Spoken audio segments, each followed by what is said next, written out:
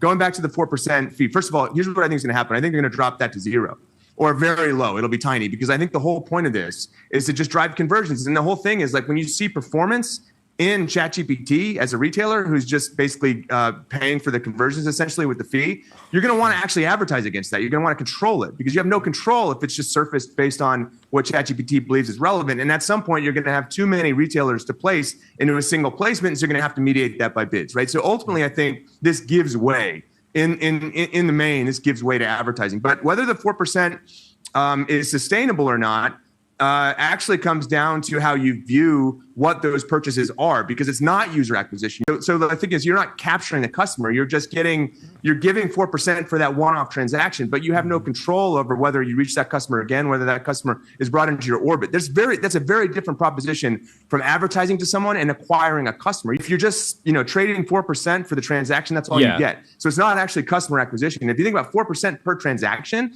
because that's over the life cycle of that customer, not for the one-off transaction. Or even one time they pay for the customer one time, and then they come back 15 more times, or they end up subscribing, and they actually own the customer relationship. Right.